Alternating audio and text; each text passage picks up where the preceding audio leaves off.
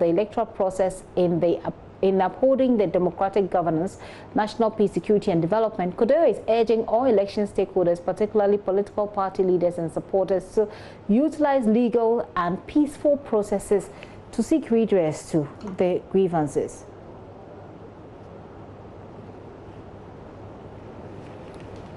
So they're looking forward to legal and peaceful processes to protest this matter. We're joined now by National Coordinator of CODEO, Albert Kofi Ahin, for more. Mr. Ahin, thank you very much for your time this afternoon. You don't seem very enthused about the EC's insistence on going on with this, even though the CI has already matured. Yeah, the CI has matured. Let me begin by saying that CODEO is not against the compilation of a new voters register. Okay. And neither are we saying that, but the problem actually is that we would want a lot of people to participate in this process. So CODEO's stand is that from past experience that we have seen, going to the field, we have noticed that the guarantor system is abused, or always abused.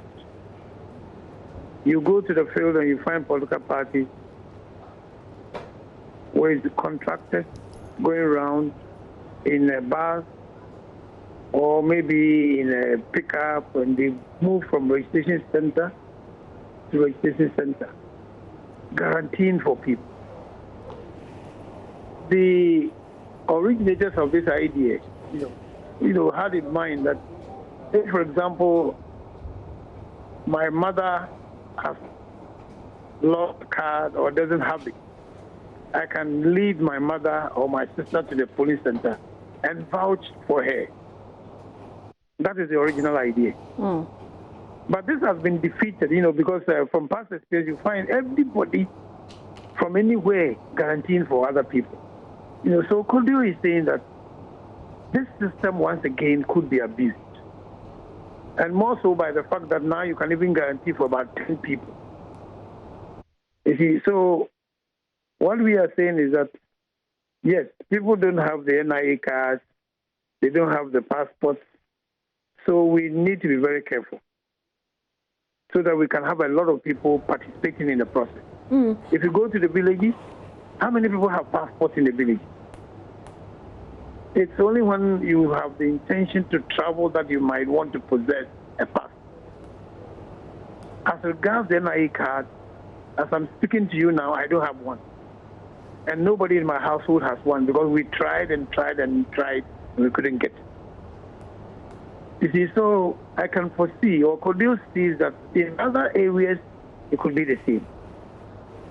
I don't have one either, but I wanted to find out, Mr. Ahin, whether you have engaged the Electoral Commission on these your concern and what response you got. We even sent this letter to them before we sent it to the public. What response did you get? Not yet. Not yet. But of course, we have been giving indications earlier on, So this has gone, and it's so sad that, Parliament has passed the CI 126. Otherwise, this thing should be looked at. Even now, we are still urging that there should be a second look taken at this particular problem. See, because we are saying that if we are not careful as a nation, we might have problems at the various registration centers. People are going to be disillusioned. People are going to have to challenge people who are being vouched for, and there can be a recipe for disaster. And that is why we are saying this. You see, as I was saying to some people this morning, the law has been passed, yes. But the effect is what we are talking about. The effect, the outcome of it. Mm. Mr. Ahin, thank you very much for your time this afternoon. Albert Ahin is a national coordinator for CODEO. That's a coalition of domestic election observers. They say that they've reached out to the Electoral Commission. They are asking that the existing voter ID cards be added to the list of documents accepted for re-registration.